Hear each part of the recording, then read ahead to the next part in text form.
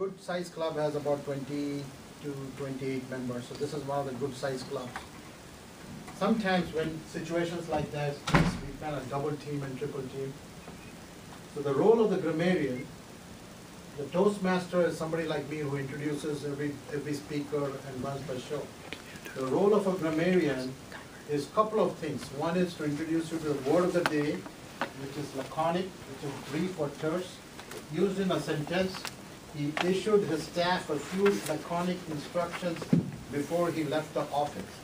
So I'll be noting how many times the word was used by whom, and I would also be noticing how many ahs and ums which are being used by our members.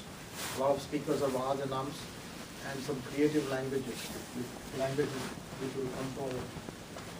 With that, I would introduce our timer, Nathan. Will you come and explain the role of a timer?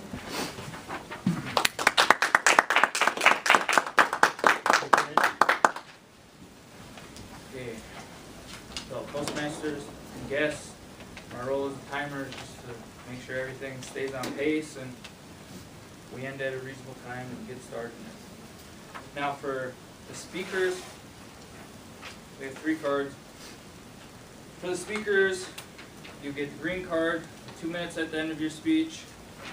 You'll get the yellow card with 1 minute left at the end of your speech, and the red card means time's up. Table topic speakers, green card is 1 minute, yellow card 1 minute 30 seconds, and red card is 2 minutes. And then evaluators, you get 2 to 3 minutes. I'll hold the green card up when you get to 2 minutes. Yellow card, 2 minutes 30 seconds. Red card, 3 minutes. If you go over, we have a buzzer, so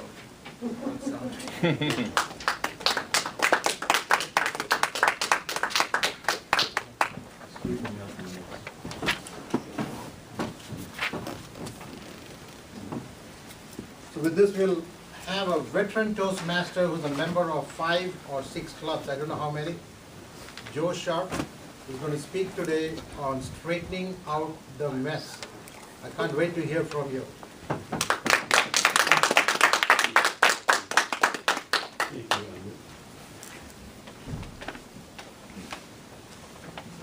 We have a lot of messes to straighten.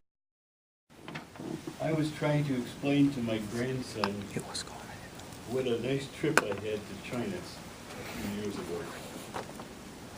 And I told him that one of the biggest surprises while I was there was to visit a museum in which 6,000 years of human history was covered.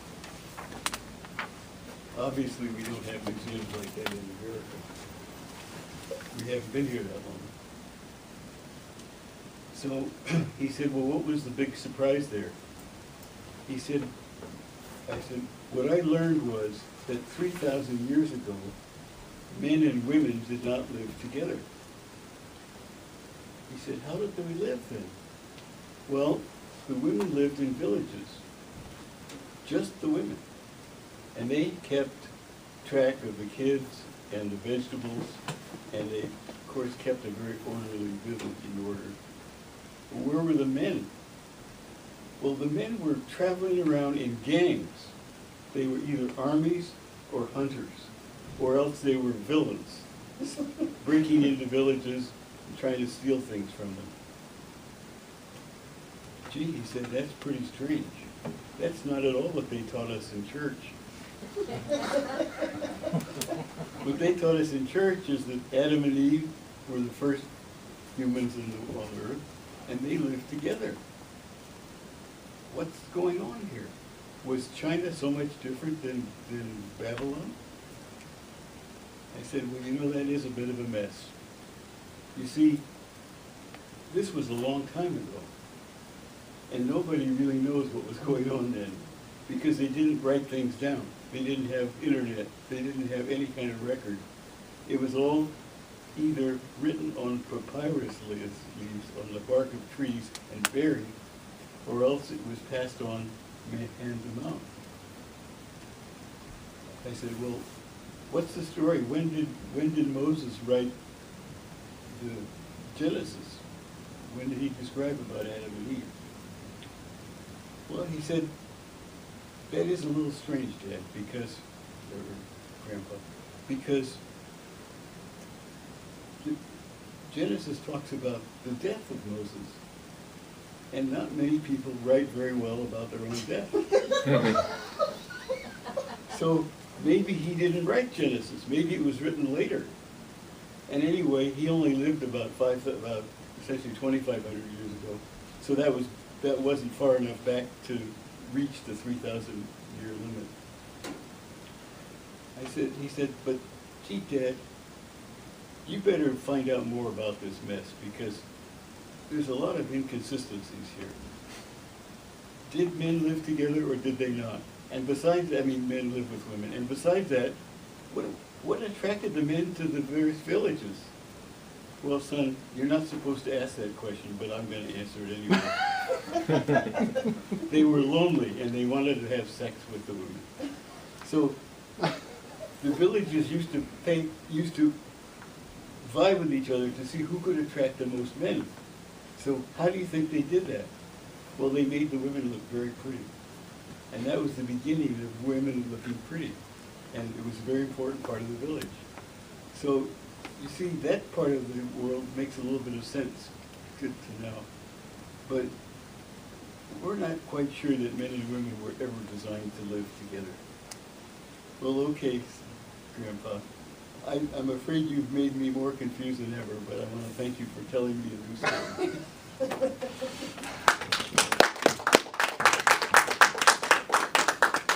Thank you, Joe. In the last 2-3 weeks, this was very interesting. So we'll now get 1 minute for us to write the evaluation. So timer, Nate, will you give us 1 minute? Yep.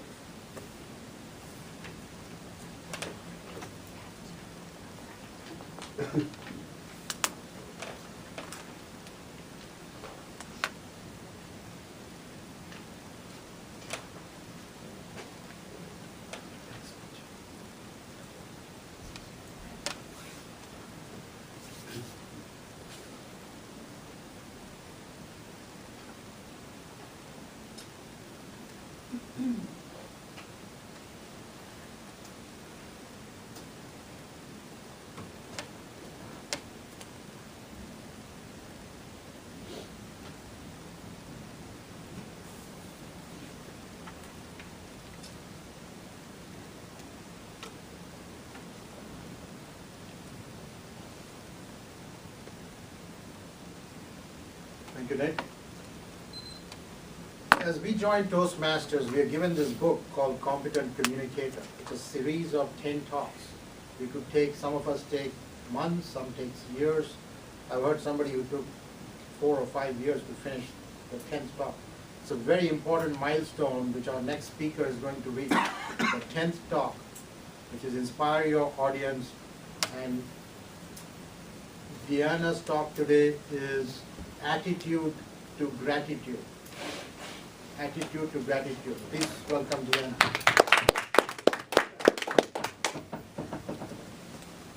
Blossom where you're planted. This is something that my mother used to encourage me, primarily in my teenage years when I got a little testy and wanted things other people wanted. Bigger house, nicer clothes, live in the city, get to do fun things that the kids in the city do instead of being in a rural Minnesota place with nothing to do and nowhere to go. Mr. Toastmaster, fellow Toastmasters, and most welcome guests, today I'd like to talk to you about how I am finding my attitude of gratitude, and from the beginnings with my mother and her idiom of blossom where you're planted to today, I'd like to share with you my journey in exploring gratitude. I have this quote by William Arthur Ward to begin with. He says, "Feeling gratitude and not expressing it is like wrapping a present and not giving it." So I'd like to just leave you with that thought for now, and I'd like to jump over and explain what is gratitude. So when we talk about gratitude, what is it really? Gratitude is a feeling or an expression of your feelings. It's not so much the manners of please and thank you and how we're taught to say thank you for everything people do. It's important, but it's not what gratitude is. Gratitude is that sense of acknowledgement when you receive something, or a sense of wonder when you see a rose blooming or the sunrise coming up over the ocean. It's that awe-inspiring feeling that you have percolating inside you. And gratitude is the foundation for a satisfying and fulfilling life. The foundation for a satisfying life. So who needs it? Do you need it? I knew I needed it. And even if you don't have it in your life, if you're one of the most pessimistic persons in life, it is a skill that can be built or taught. If you're under stress, if you're depressed, if you're struggling in a situation that you're just having a hard time coming out of. For example, many of you know, who know me well, both of my parents passed away this past year, and it was very traumatic to lose both of them at the same time. My husband just became unemployed. So there's a lot of things going on in the background where that's a stressful situation. Dr. Amit Sood here at Mayo Clinic is a proponent for resiliency and teaching stress management. So these are some of the things that were going on in my life as I was looking for gratitude. So why do we need it? Obviously, if you are under stress or in a situation that you're struggling with, it can help you find happiness, which is very important. It actually has been found in research studies to reduce anxiety and depression. Very interesting fact that I learned in this research is that it also improves your health, which I did not know. An attitude of gratitude can help you reduce your blood pressure, reduce symptoms of illness. It can even have somebody that is suffering from surgery or a traumatic injury to feel less pain, which was very interesting. It can help you sleep better, and who doesn't need more sleep, right? And it also helps in the healing process